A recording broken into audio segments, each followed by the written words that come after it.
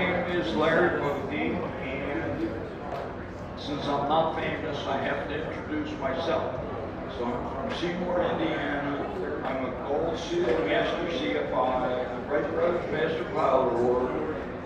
I was a DPE for 15 years, and I now have a little over $8,900. These slides a year. I just didn't change it.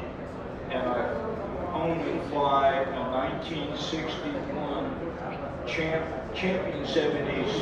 It's just an M1. It's a champ made by a follower. The time certificate is changed hands. It's now designated by an American champion here, but they don't build this model anymore. But they still support it. So anyway, I'm assisted today by my friendly neighborhood personal photographer, Jim Williams, in the back from Houston, Texas.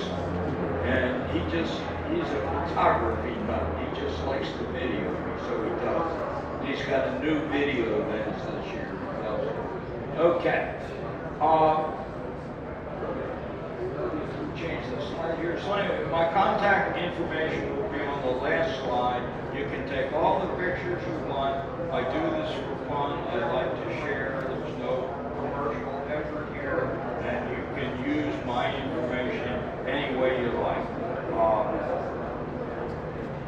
And let's say I'll ask you to put your cell phones on silent. I'm going to do the same thing, so I'm not embarrassed. And with that, I guess we'll get started here. The entire slide presentation, by the way, is on Google Drive. And I already said that EAA has a video of me doing the presentation as a webinar in May. So all this stuff's readily available later. So for today, I want to talk a little bit about the basic premise of a check ride, how your instructor decides to send you to the examiner. I want to do a quick review of a few things I mentioned yesterday, and we'll talk about the rules, unquote, for the flight portion, and safety is a big thing. Then I'll go through the flight portion. I'll tell you where people make mistakes in the flight and how you can avoid making those mistakes. And then hopefully we'll have time for questions and answers at the end. Please don't ask them during the presentation. And if we do run out of time and you still want to talk, I don't have anything scheduled right after this presentation, so I'll stay in the back and talk as long as anybody wants to talk. Okay, so as I told the people yesterday, the pilot examiners want you to pass. We hate it when we have to fail somebody. So if the deal then becomes, don't change the examiner's mind. The examiners already have a mindset to issue your certificate. Just don't talk them out of it. No matter what your flight instructor tries to tell you, you don't have to be perfect. Flight instructors say, oh, you make one mistake, the examiner's going to fail you. You'll be dead meat. And it's not true. No one can do this perfectly, and every pilot examiner knows that. And in fact, the FAA knows it, and in pilot examiner school, they point out that the ACS, which tells you what the standards are to get a pilot certificate, says the only way that DPEs can fail anyone is if the applicant consistently exceeds the standards. Well, what's that mean? Consistently means over and over again, a whole bunch of times. Well, it's not likely that you would make mistakes a whole bunch of times over and over, or your flight instructor wouldn't have sent you for the check ride. So don't get buffaloed or scared because your instructor is trying to get you to practice more, and they tell you you'll fail if you make a mistake. You don't have to worry about that. But you do have to be able to safely perform each maneuver that's in the ACS. And if you do make a mistake, in the flight, you have to take prompt corrective action and fix it. It's FAA's words, prompt corrective action. As long as you take prompt corrective action, fix the mistake, you don't fail. So,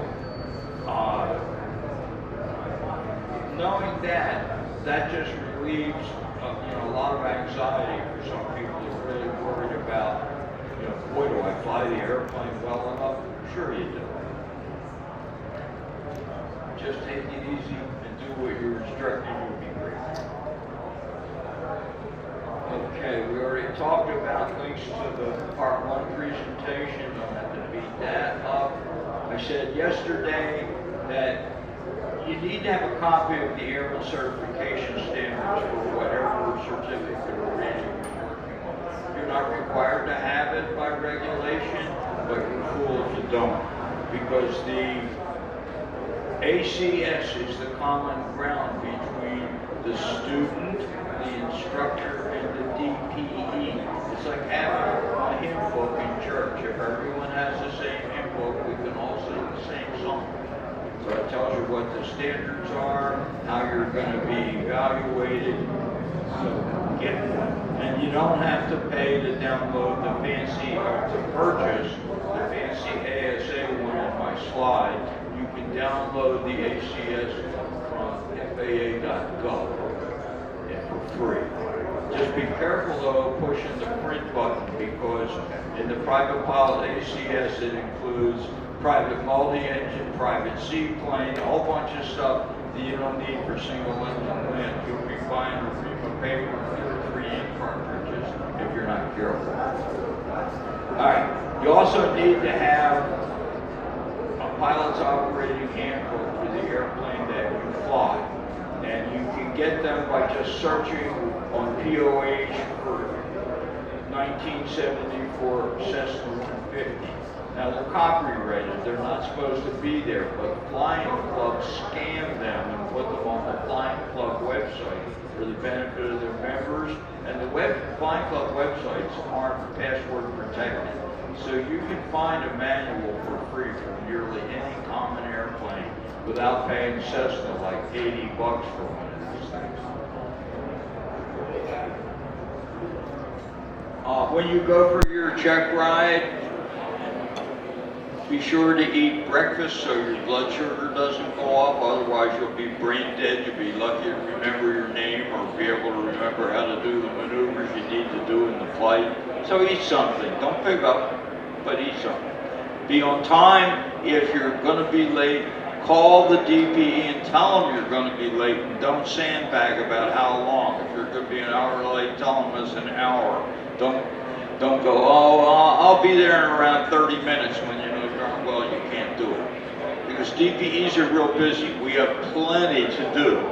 And we'll use that hour that you're late to do something productive for us. But on the other hand, if you don't call or you sandbag about the time and you leave us sitting there with our thumb in our ear, we're not going to be happy. So call. You'll be assigned to do homework because you're going to get asked to do plant cross-country for your flight portion. And so be sure that you do it.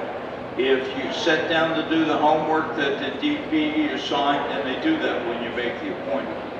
So you know a week or so in advance. But be sure to do it all. If you start doing it and you don't understand something, call the DPE up and say, hey, I'm sorry, I'm looking at my notes I made when we did the appointment and I don't understand such and such. Because you got to get it right. Because his or her plan of action that we're required to create before we can do a check ride is based on the homework. If you don't do the homework right, then our plan of action isn't worth the paper it's printed on, and we're not happy about that. So make sure you do all the homework and you do it properly. You got to have a bunch of endorsements. They're covered in the first part I did yesterday, and I don't have time to review them all again. But make sure you have the endorsements. They're listed in the FARs, what you have to have. And once you're Instructors puts the endorsements in your pilot logbook that allow you to take the test. Don't just take the logbook back and put it in your flight bag. Open it up and look and make sure that all 5 endorsements are really there. Because instructors don't walk on water, they make mistakes just like everyone else, and sometimes they skip one. But the DPE won't administer the test if you don't have them all. Last thing, we already talked about the POH. Have your logbook ready for the DPE. You got to add up all the pages, carry the totals forward to the next page, and so forth until you get to the end. And then you add the dual instruction time to the solo time. It should equal the total of the right-hand column entitled total duration of flight. If dual plus solo doesn't equal total duration of flight, there's a mistake in your logbook. And you need to go find it, fix it on the page where the mistake was made, change the page totals, and carry it forward and so forth to the last page. Okay. As a quick review, here are the top 5 things that applicants don't know in the oral, and then we'll get on to the flight. They don't know about required equipment. Examiners don't require you to be able to spout off FAR numbers. That was a question they asked me yesterday at the end. Nobody expects you to know a bunch of numbers. But FAR 91205 is the one that tells you what you have to have in the airplane that has to work. And in required equipment, if something in the airplane doesn't work, remember that you always have 2 choices. Remember the 2 choices then. So first of all, if something in the airplane doesn't work, you have to decide whether it's optional or required. In the back of the POH for modern airplanes, there's like 4 pages in fine print of calling out all the equipment, and it tells you whether it's required or optional, or if it's standard, or if you got to pay extra. But the ones coded R are required. Everything else is optional.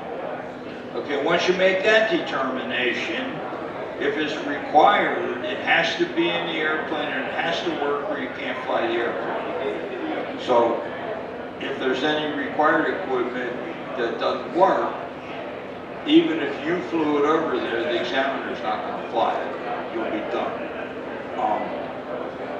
But if it's required and it doesn't work, you have, guess what? 2 choices. You can either fix it on the spot right there before you fly the airplane, or you can get a ferry permit to take it someplace where you can get it fixed, but you're not going to get to use it to conduct a checkride. You have to get the airplane fixed first. Okay, if it's optional, you don't need it for flight, well now what? 2 choices.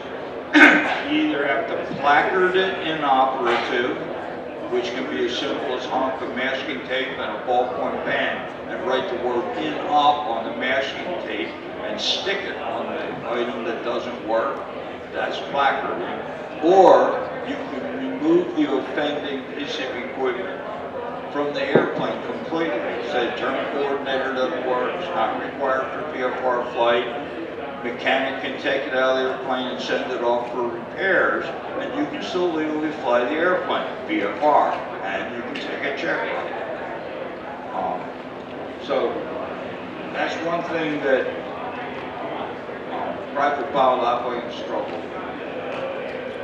You have to know airspace. Everybody knows where A, B, C, and D are. Generally, that's not a problem, but they struggle with classes G and E. So the best bet, if you're trying to understand G and E, is to think about class G first. G is for ground. Everywhere that B, C, and D don't touch the ground, there's a thin blanket of class G airspace. And Only thing that changes is how thick is the thin blanket.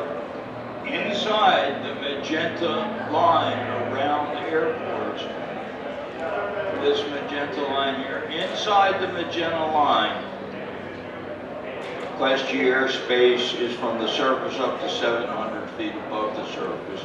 Everywhere outside the magenta line, it's surface up to 1,200. And then it becomes Class E all the way to Class A at 18,000 feet. So that's how you know where Classes E and G are.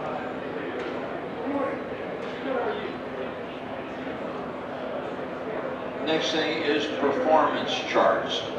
You have to know how to use the performance charts and the POH, which is why you need to get one, because the flight school won't loan you the POH for the airplane, right? Because they can't fly it without it. So they're not letting you take it home.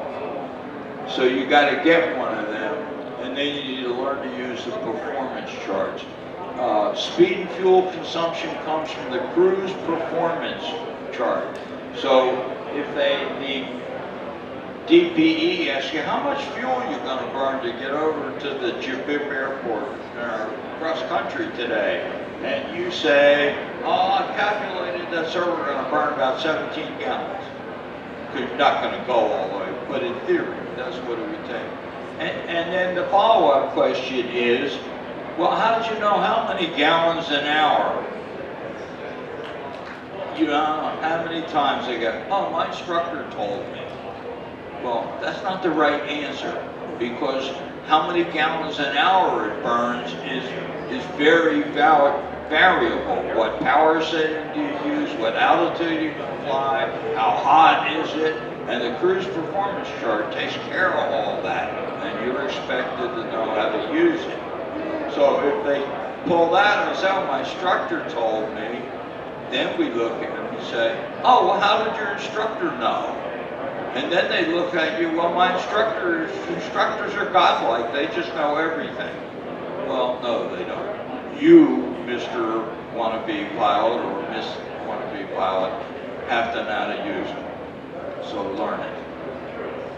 And also, when you do takeoff and landing distance, there's header and footer notes. You can't just go into the chart and get the number. You start there, you get the number from the chart, but then you have to adjust it based on the notes. Don't forget about the notes, because they affect it a lot. Aircraft systems, you have to know about systems and malfunctions. What are you going to do if you have really high oil temperature? Or what are you going to do if you notice that the ammeter is showing a discharge? What's that mean? So you have to understand what to do, and the POH tells you, and your instructor should tell you. So you got to know how to deal with those kind of questions. A good answer, by the way, an alternator failure isn't a blinding emergency, right? You're going to have to get it fixed. So you say, oh, geez, I don't remember, but I'll look it up here in the POH, and the examiner's likely to say, go ahead, right? Because you would have time in the airplane to do it. If they ask you how to get out of a spin, you can't look that up. Because you don't have time to be patient for the book while the airplane is spinning to the ground. Okay. And that was where I was going to go. This is the last one. So you have to know how to get out of a spin. You never have to have done one. They're not required for private pilot. But you do have to, should know the acronym, which is PAIR. Power to idle, ailerons neutral, rudder, full rudder deflection all the way to the floor in opposite direction rotation, immediately followed by moving control wheel or stick briskly forward with neutral. That's a standard spin recovery procedure. And most airplanes stop spinning in a half turn when you do that. And then just recover from the 60-degree nose down attitude that you've never seen before. And other than doing like spins, You never see the nose down any more than like 15 degrees. So 60 looks like you're going straight down, but you're not. All right, so now you passed your oral, and we're going to do the flight. So here's what you really came for today. Let's see. So what's going to happen is, before the flight, you're going to get a pre-flight safety briefing from the examiner. He's going to tell you some things that he might be concerned about, how he wants to conduct it. So the flight portion takes, boy, if I don't lose my voice, I'll be lucky. The flight portion typically takes 1.3 to 1.5 on the ops meter. Not real long. Do all the maneuvers in that amount of time.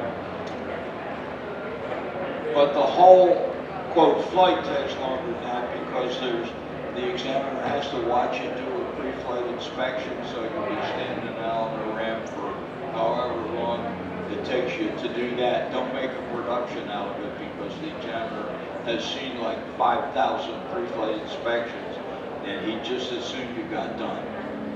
But be sure to use a checklist, by the way, to look for checklist usage.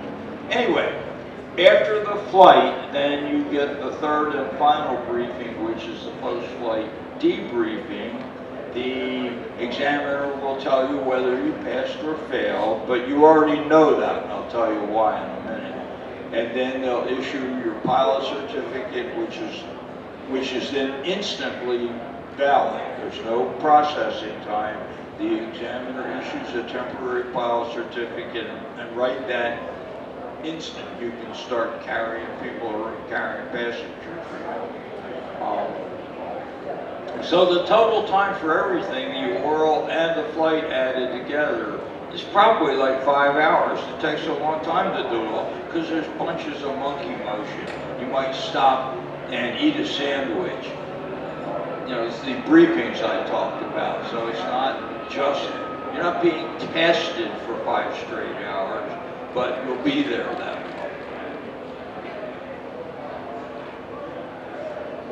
long. Okay. Let me go back to this. I said that you'll already know whether you pass or fail, and this is a really important point, so listen up here. Especially in the flight, if you do something or fail to be able to do something that's required in the ACS, maybe even after the DP is kind and lets you try a couple times. We're not required to let people do stuff over. You're supposed to know how when you get there. But most examiners are pretty tolerant. And if the examiner decides that your performance is, quote, unsatisfactory or unsat, because they don't like all the syllables, they are required to tell you the minute that happens. If they ask you to do steep turns and you can't hold altitude worth a flip and they let you try it each way and you still can't hold altitude, they have to say right there, well, I'm sorry, that's unsatisfactory performance and I can't issue the pilot certificate today. They are not allowed to go on with a test as if nothing is wrong and then at the end say, oh, you know those steep turns you did 35 minutes ago? They were terrible and I have to fail you. Not allowed. Used to be when I did all my checkrides it was, and it was real common for examiners called sweating the applicant. You don't tell them what's going on. But that the FAA made them stop doing that because it was really unfair. No one can do it perfectly, so everybody makes mistakes. We already said that. And we know that. But people worry, well, I made a mistake. Oh, well, okay. Oh, crap, I made another mistake. Well, you get up to the third or fourth mistake, you wonder if that's consistent, right? But they have to be real close together, by the way, to be consistent. So, but the point is, it turns the applicants into a nervous wreck because they're pretty sure they're failing already and now they can't do anything right. So the FAA says, no, if you're going to fail someone because they validly can't perform the required maneuver, you tell them right then. And then you get a choice. You can either continue the test, which you should try to do, by the way, but if you're so bummed out because you've been told that you failed, you can terminate the test right there. But if you fail, I think there's a slide on this at the end, but since I'm in that thought, if you fail, you should continue anyway because you can keep doing the test, and anything else that you get done right is your pass. You don't have to worry about that again. So if you can't do steep turns, but you can do everything else, all you have to do is get remedial instruction in steep turns, go back and take the retest, and you're in the air like 20 minutes. Enough time to climb up high enough to do steep turns, do a steep turn left and right, back to the airport and land, and you're done. And so it's much cheaper because DPEs charge for retest generally by the hour. You don't charge the full amount over again. So you're way better off to try to continue. And the other thing is, if you continue and then you discover that there's something else you can't do very well, you'll know to get remedial instruction in that as well. So when you come back, you'll be able to do everything very quickly if you're finished with it. Okay. So here are some basic rules for doing the flight portion. You have to use good judgment.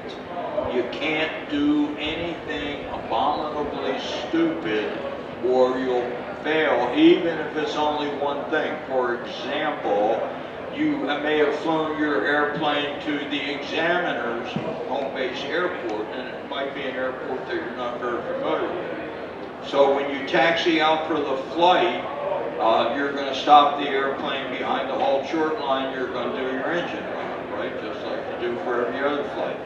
But if the halt short line needs repainting over there and you don't notice it and you taxi out onto an active runway without stopping and probably without looking because you didn't realize what you were doing, you're going to fail on the spot. You say, but I couldn't even see it. They're not going to buy it because every airport has red and white signs, right, that give you the runway number as you approach it. That's where the halt short line is painted. So if you see that red and white line, that red and white sign, you better stop. And so, if you have no more awareness than that, the pilot examiner is not going to issue you a certificate. Okay, so you have to be able to fly to the ACS standards or better. That's what the FAA requires and what the DP expects you to do. If you make a mistake, just simply fix it. You meant to turn right, but you turned left, just fix it. Change the turn to a right turn, it's okay. Now, the question is, can I do things over again if I screw it up? Like, I'm doing a steep turn and I lose more than 100 feet, right? The standard's plus or minus 100 feet, but generally people don't go too high. You know, if you lose 100 feet, just look at the examiner and say, oh, rats, I can do better than that. Just let me start over. And most examiners will say, okay, and you're good.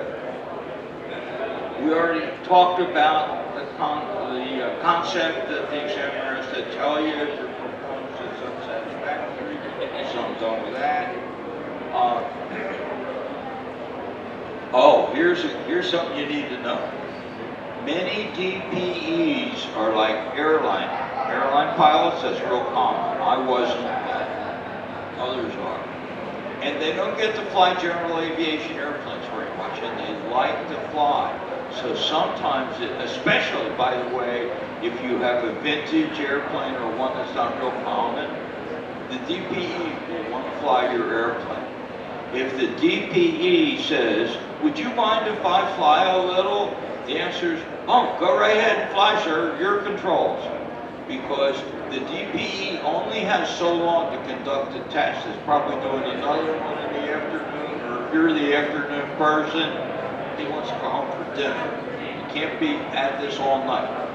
So when the DPE is flying the airplane, you can't be making a mistake.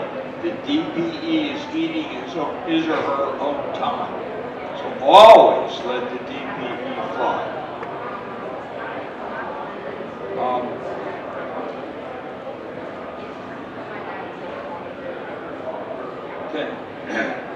It may seem silly to you because you're flying with a highly experienced aviator as a DPE, but for purposes of the test, you are literally and legally the pilot in command. And you say, I don't have a certificate, I can't carry passengers.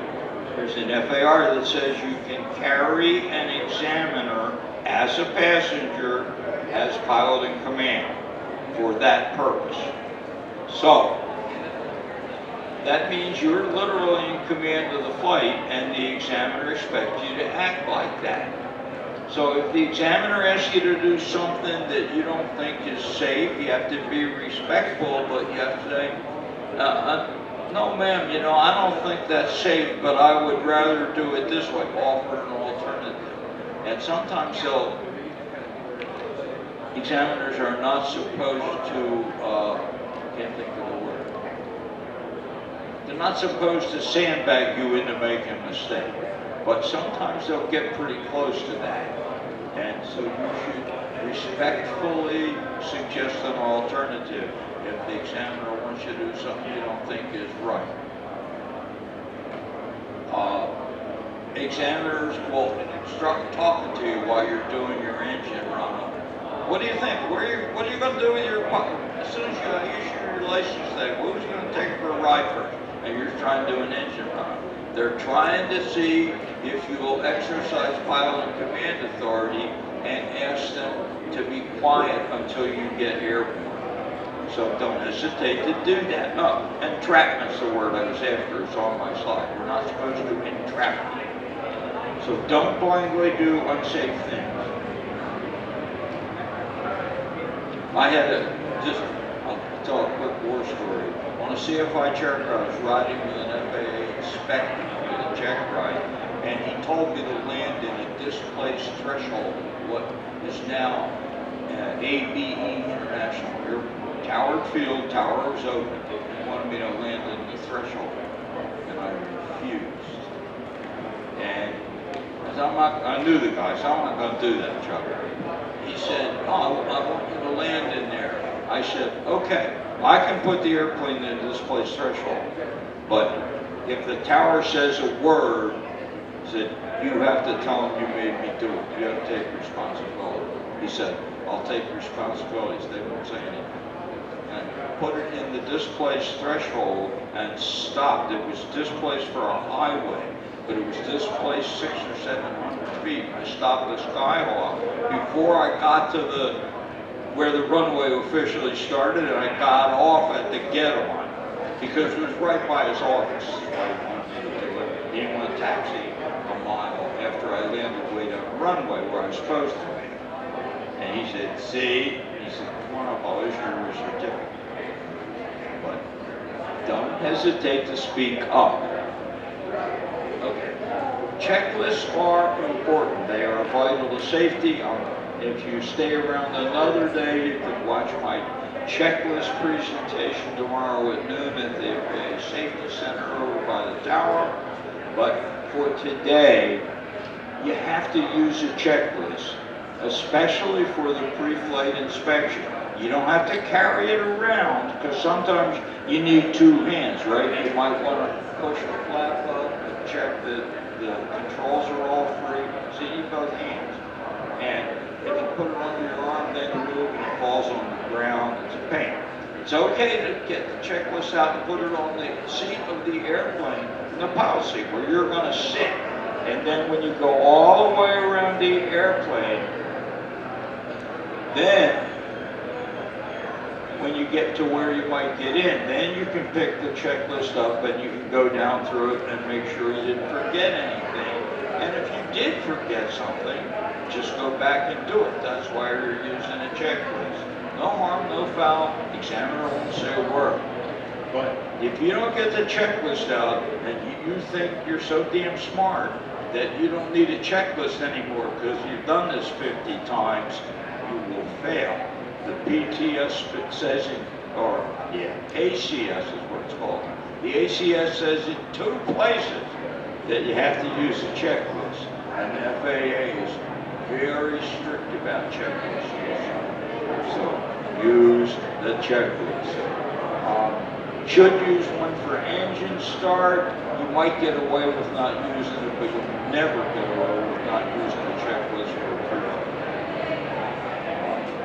If you have a vintage airplane like mine, no checklist came on my airplane. I created one, and after I was satisfied with it, I had it laminated. So do that. Gotta have a checklist. Next thing that people omit is everyone knows that the examiner is a highly experienced pilot. He's been in Cessna 172 so many times he can't even begin to count them. And so applicants will fail to give a decent passenger briefing. But the FARs require that every time you carry a passenger, you have to give a briefing, right? Same rule that says they have to give you a safety briefing when you get in an airline. So at a minimum, you have to tell people how to get in and be secure. And a lot of times applicants would do that, say, you have your safety belt buckled, sir? Yes, I have it buckled. Right here is tight. And then they stop. That's only half. The other half of the regulation is you have to tell people how to get out of the airplane in case of emergency. And if you're flying a Cessna 172, you can't just say, open the door and get out. Because once you put the seat forward in the normal seating position, you can't get out. Your knee's trapped by the door jamb. You have to put the seat back. So the safety briefing has to go something like, in order to get out of the airplane in case of an emergency, reach down between your legs, pull up on the bar, scoot your seat back, and then unlatch the door by lifting up in the handle and pushing it to the rear. The door will open and you can get out. That's an acceptable briefing. But that's all you have to say. You don't have to tell them about air vents or looking for traffic or anything else. But you have to tell them basically how to get in and become secure and how to get out in case of emergency. So be sure to do that. Tell people to please not ask questions or talk while you're taking off or landing. If you want to talk about other things, ventilation and that's okay.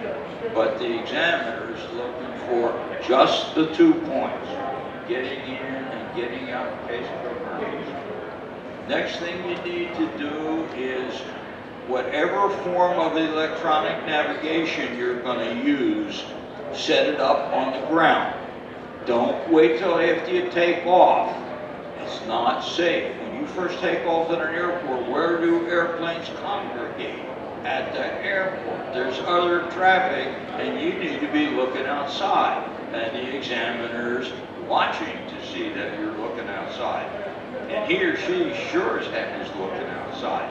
They hate it when people start twizzling dials and trying to figure out what the identifier is to put the destination in the GPS, calling up databases, and they're not looking outside the airplane.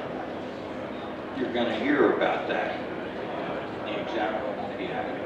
Set them up on the ground and not while you're taxiing. When you stop to do your run-up behind the whole short line, do the run-up, sit there and set the radios up for navigation, then take off. Okay. Next thing is crosswinds. You have to hold the controls correctly, and when the examiner is testing you to find out whether you can deal with crosswinds, which is required, they don't say a word about crosswinds. They don't say, oh, would you please demonstrate a crosswind takeoff now? By the time you go for your certificate, you're expected to know that there's a crosswind and how to hold the controls and what to deal with. And the same thing goes when you do the takeoffs and landings. There's crosswind, you're expected to compensate for it. And the examiner's not going to say, okay, we'll do the crosswind landing now. Not going to happen. So you have to do it yourself.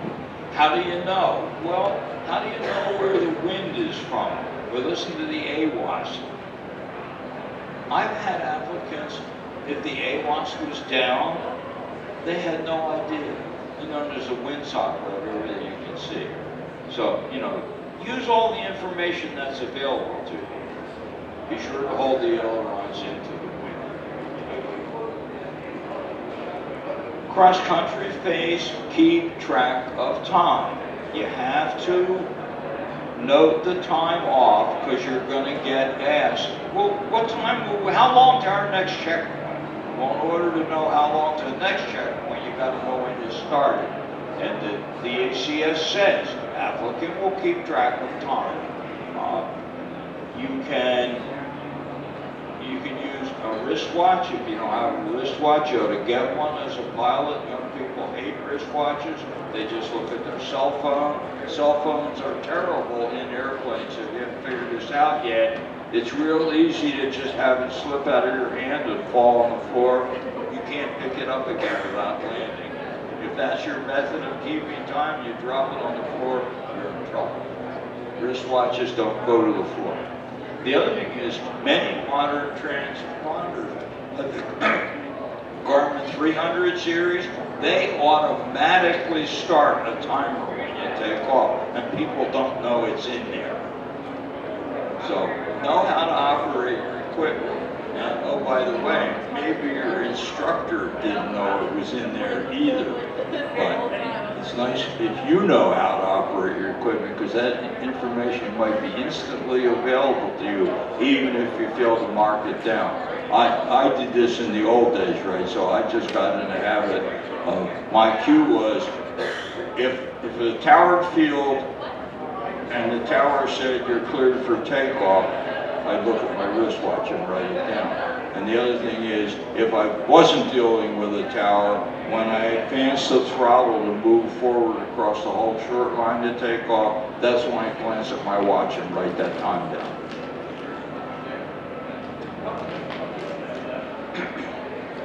Next thing is the hemisphere rule. You have to know the hemisphere rule.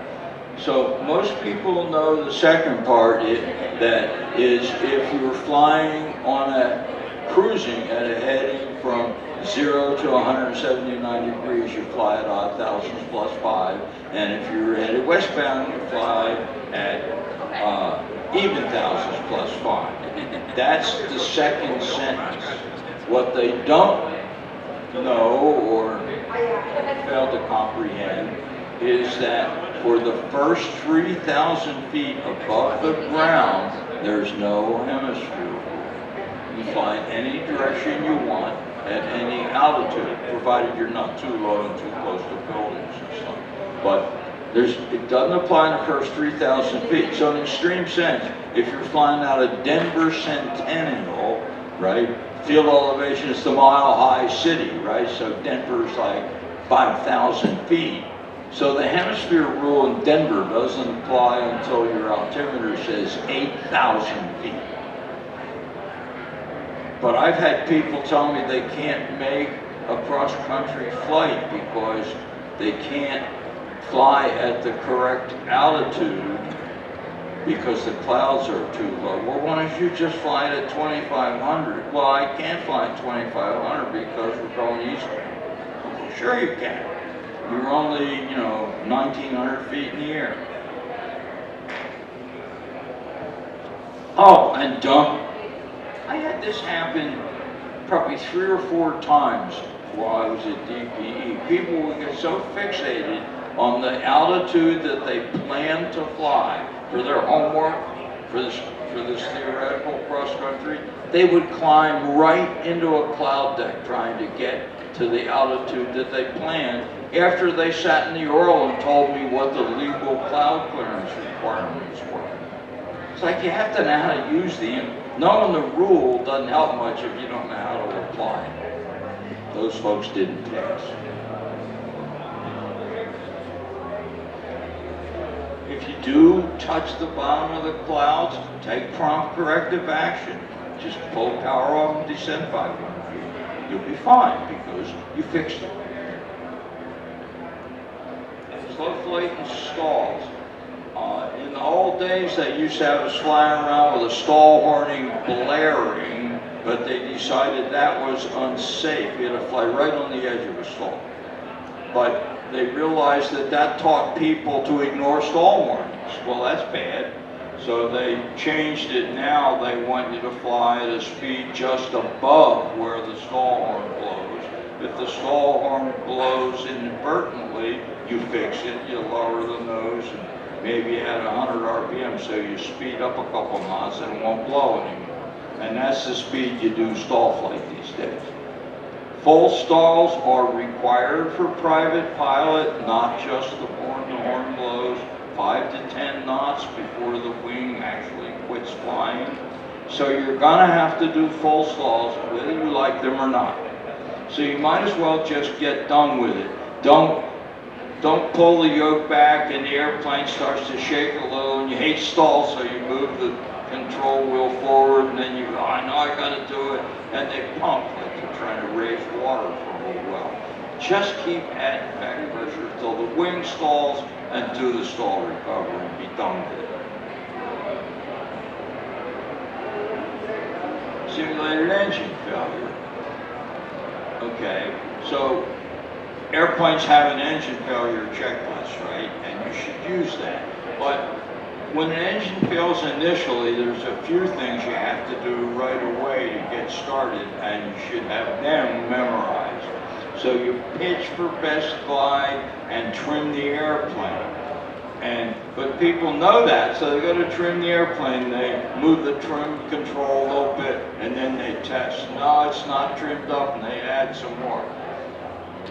And they spend a couple minutes trying to make it fly at best glide. In the meantime, the airplane's descending. You don't have that kind of time in the real world. So the deal is you just trim the airplane full nose up. And you go, oh, well, now it'll do a trim stall. No, it will not do a trim stall. And oh, by the way, it will fly very close to best glide. If you don't believe me, try it the next time you fly. Go up to a nice safe altitude, bring the power to idle, do a clearing turn, make sure nobody's around, and trim the nose all the way up, and then let the airplane fly itself.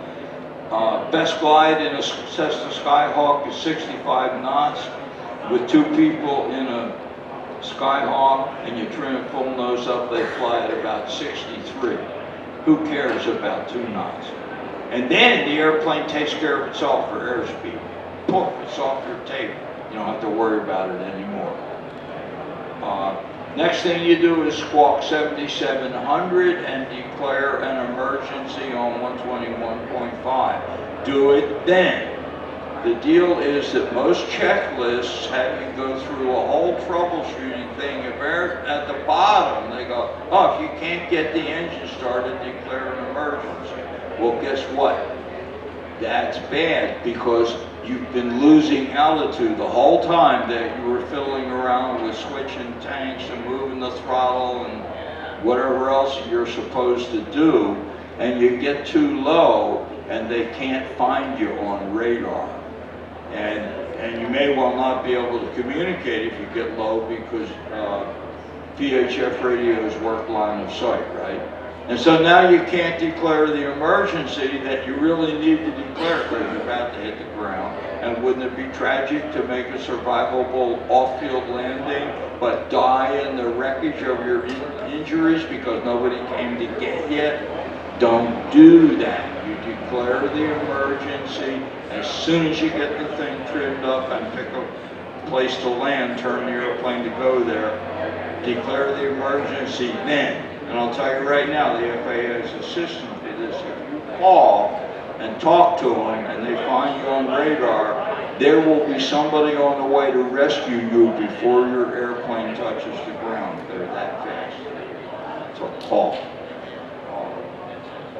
The other thing is, if you have to, you're demonstrating an engine failure, emergency landing, don't, from force of habit, you don't have to make a full pattern, right? The idea is to get on the final by the shortest method. You have to cut diagonally across the, what do you do? Just get the airplane on final, slow down to approach speed, and then decide whether you're too high or just right or wherever you are. If you're too high, make a 360 and decide if you're still too high, whatever.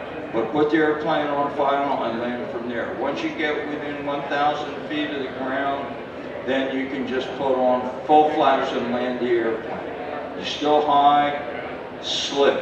Oh, but the Cessna says I shouldn't do that. No, they don't. It doesn't say prohibited. It says not recommended. That's different than the P word. So if you need to slip that Cessna to get it down, even though all the flaps are down, go ahead and slip it. Nothing bad will happen. Later, okay, at the end. There's a maneuver called emergency descent. Some instructors fail to teach it. It's not engine failure. It's what do you do if you have to get the airplane on the ground immediately, like your passenger has a heart attack or the airplane catches fire. How do I get down really fast before I burn up in this thing? The way to do it in most airplanes that's really effective is bring the power to idle, pitch up to get into flap speed, put on all the flaps all at once immediately, and roll into a 45-degree bank and pitch for the top of the white arc, maximum flap speed. Skyhawks come down at 2,000 feet a minute if you do that, under perfect control. It's a steep descent, but they're rock solid, and you get down really fast, because normally you're descending in like 500 feet a minute, so it's like 4 times faster than what you're used to. Works perfectly. Now you can make airplanes descend real fast just by pushing forward on the control wheel and diving. Oh, but now you got a problem, because you arrive at the ground going 175 knots and it won't land.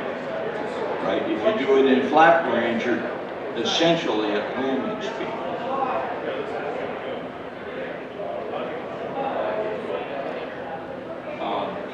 Steep turns, learn to do steep turns by where the horizon line goes through the glare shield at the base of the windshield, not by watching the instruments. You can, once you learn where it goes through, whether it's left or right, and if you're flying a side-by-side airplane, it's a different place. My jam, the middle is where it is, either left or right. But once you can do that, you can cover the instruments and do perfect steep turns. So learn, don't rely on the instruments. Sure, you have to glance at them to make sure whether or not you're gaining or losing altitude, but don't use the horizon to set the attitude. Look outside and watch that way. What happens if you do start to lose altitude and you want to fix it? Roll out 5 degrees of bank. Steep turns are done at 45 degrees, right? And if you just add back pressure, it just tightens the turn. You can't get them to come up. But if you just take out a little bit of the bank and add back pressure, those will come up and it will regain the altitude. That's how you get out of it. Okay, some other quick hits here. I'll do some questions. Recovery from unusual attitude is an emergency, so you need to retard the throttle all the way to idle. It's an emergency. Lost and diversion, climb first. The examiner will say, I'll have you down doing turns about a point, 800 feet above the ground, and say, gee, I think I see a thunderstorm over by our home airport. If you couldn't go back there, where would you go? It's a diversion, right? You say, well, I'll go to Columbus. Okay, take me there. Well, you know that you're familiar with the area, so you know that's a northeast heading. So you turn to a northeast heading and start flying 800 feet above the ground. It's not safe. Radio towers stick up that high. You were down there to do turns about a point for a purpose. Don't stay there. The examiner wants you to analyze the whole situation. So you want to turn to the right approximate heading, but climb if you're close to the ground to some safe altitude. You're looking for that. Turn to the approximate heading immediately. Don't fiddle with putting the waypoint in the GPS to get it to tell you what the heading is. If you know it's like northeast, you just turn to a heading of 045. Once you get headed in the right general direction, then put it in the GPS, and if it says 52 degrees, you have to change the heading a little, do that. But get headed in the right direction first, so you're not going the wrong way. Takeoffs and landings. After you come back from the cross country, he's going to get you to do some takeoffs and landings. Don't assume that the weather back at the airport is exactly like it was when you left. It may well be, but a good chance it might not be. As the day goes on, the wind comes up and it might shift. So listen to the AWAS when you come back. Find out what the wind is and select the correct runway. And I said before, be sure to compensate for the crosswind on final, because you're not going to get asked to demonstrate a crosswind landing. For short field work, you can do perfect short field landings every time if you start out right. Start out by going further downwind than normal, and the purpose is to give yourself a longer final coming back. As soon as you come around on final, put on all the flaps. Now, we don't normally do that. We don't deploy the last of the flaps until we're sure we have the field made, right? But for short field landings, it's a high performance maneuver. Put on all the flaps and pitch for short field speed, whatever the POH says, then adjust the power to set the touchdown point. Keep the airspeed constant. And know that even at short field speed, where you don't get much float, from the time you come to level flight until the wheels touch, the airplane's going to go forward 150 feet. And so if you're landing on a paved runway and the examiner says, how about demonstrating a short field? And say, okay, sir, I'll put it on the numbers. That makes it real easy, because you just aim for where the grass meets the pavement right at the beginning, because it's about 100 feet to the numbers and you'll be right in the zone every time. But be aware about the float. The aim point's where the airplane would touch the ground if you didn't flare, right? That's the aim point. Well, we all know you're going to flare, but the airplane's going to go forward after you flare before the wheels touch. For the short field takeoff, be sure to use all the runway available, and all means all, every last foot. Thank you very much. Back taxi, even if it's only 50 feet. Don't pull out on a runway and just arc down like you normally would. There's 135 feet of runway behind you by the time you get straightened out and lined up with a center line. That's not a short field takeoff. Taxi back to the edge of the grass and turn the airplane around with the brakes. Ideally, the tail should be hanging over the grass. Use all there is.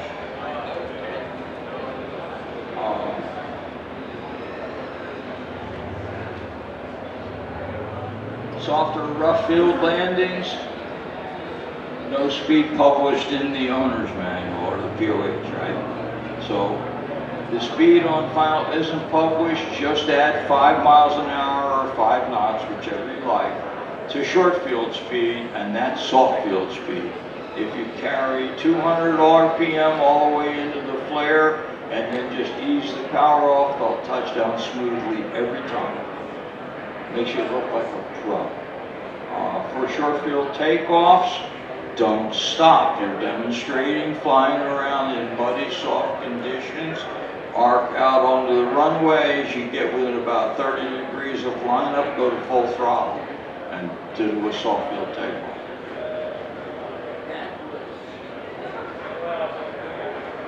All you have to do is get it off the ground, let it accelerate to best angle speed in level flight, you know, with altitude about 5 feet. And once you get the best angle speed, pitch for best angle for obstacle. Slips and go-arounds, when you do a slip, drop the wing on the side the wind is coming from. If you're used to dropping the left wing, because the visibility is better from the left seat, which it is with the left wing down, because you swing the nose to the right, it gets out of the way. But if the day you're doing the check ride, the wing's off the right, drop the right wing and swing the nose left. Be sure to drop the wing that's into the wing. Doing a go around, and you're going to get asked to do one, go for the throttle first, not the flaps. And people make that mistake because the flaps are the last thing they touch. And so they're going to reverse the procedure. So if the last thing they do is put flaps down, they want to put flaps up. The airplane will sink into the ground. Go to full throttle first, pitch for level flight, then take off half the flaps, and then pitch for obstacle clearance. After you jog to the right so you can see what's underneath you, you can bounce on the radio. Okay, so we already talked about what happens if you fail, so I won't have to retest that. Just know that you only get retested on what you failed on and anything that you didn't do yet. You're never, generally, you're not retested on things that you already did correctly. And we talked about the cost. People do it by the hour. So now it is question time. We now with this all content. Let me hop up here, but I don't hop too fast because I'm old. Hang on.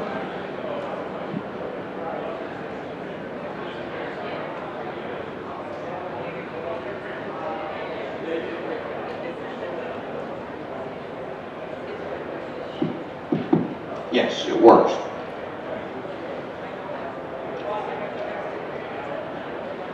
Okay. Somebody over here had their hand up. There you go. So just a quick question. For example, on the short field takeoff and landing, you gave us the checklist. Should we verbalize that out loud as we're doing it with the instructor, or just do the procedure? Okay, the question was, do you have to verbalize what you're doing when you're performing a maneuver or a procedure? I paraphrase. Some instructors get their students to verbalize, trying to get the students to remember it, but the examiner knows exactly what to look for. So you don't have to verbalize it if you do it right, because he'll obviously see that you performed the maneuver correctly, and he knows that. But if it makes you more comfortable to speak it as you're doing it, then it's okay to do that if it helps you to do it correctly, okay? Who else? Over here we have a couple.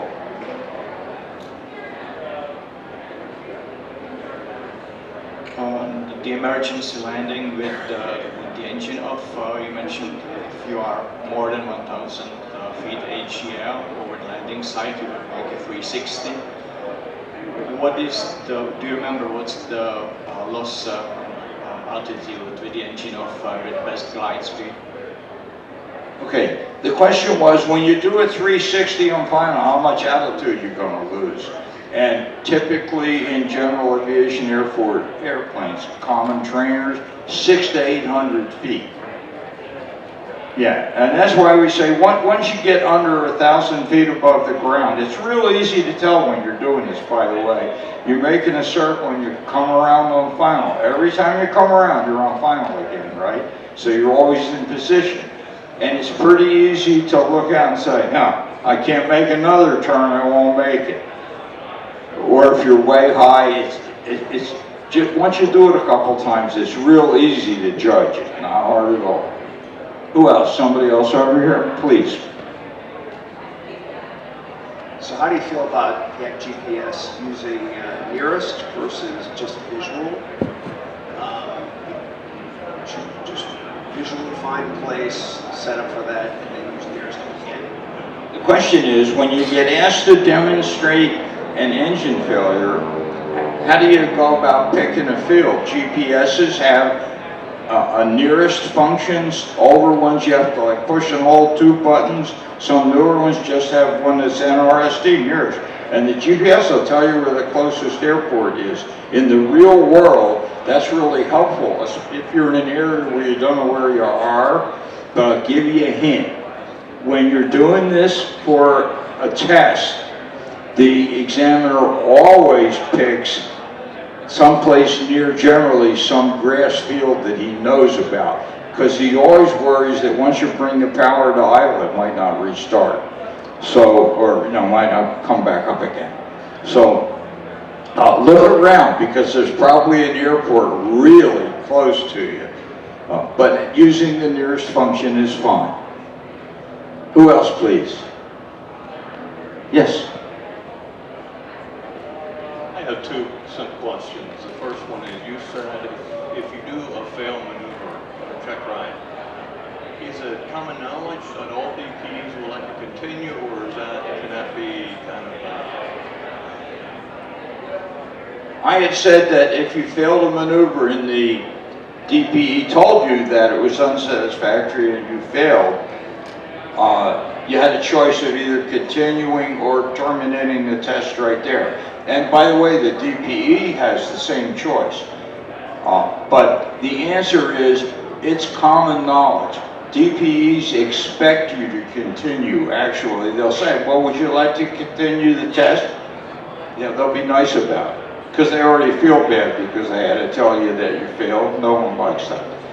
So it's common to continue, but if you say, no, I'm pretty upset here, you'd be better off to go back to the field, then the examiner, then the DP will say, okay, take me back to the airfield. On one test, I had an applicant go to pieces so badly, I had to fly the airplane back. They were done.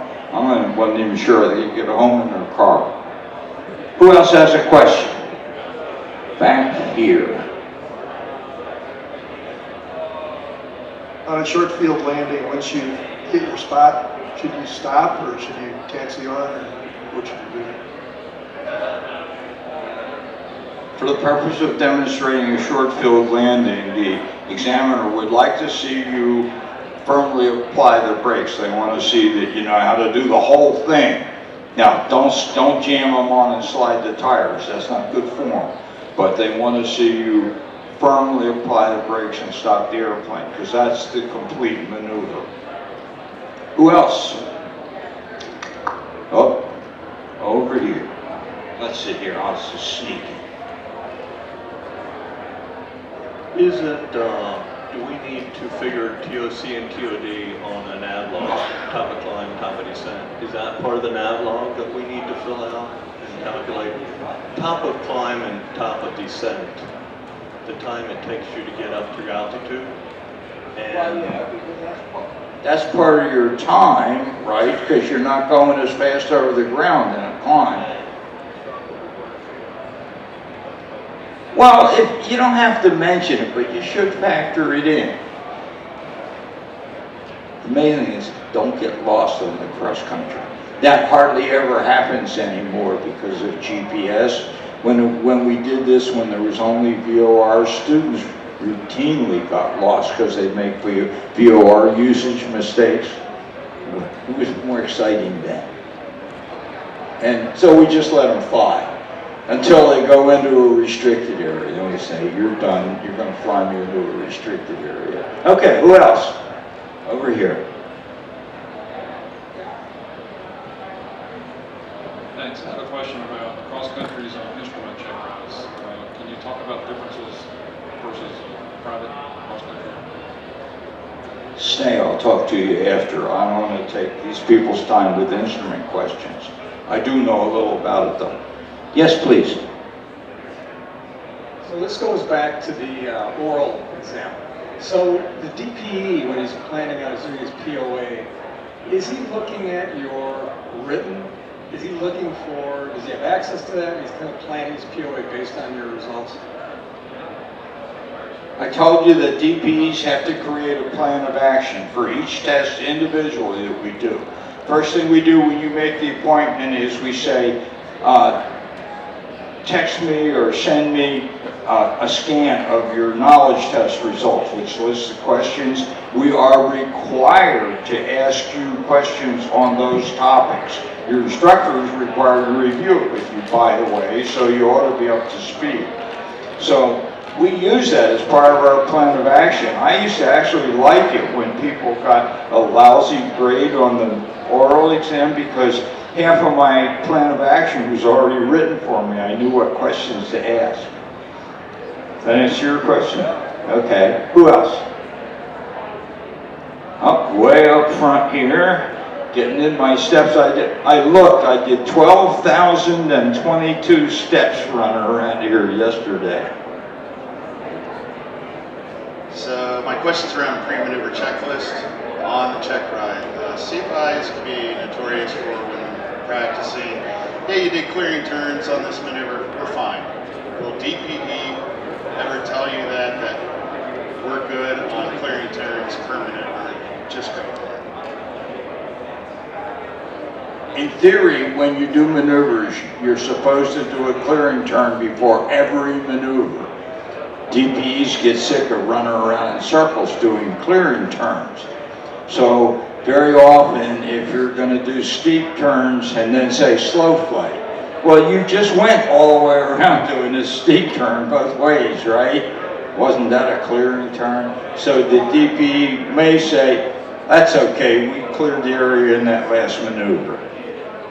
DPEs have discretion, right? You and the DPE are in the airplane alone. Nobody's watching. Who else has a question? All right, if that's it, thank you very much for coming. Anybody want to stay and talk? I'll stay.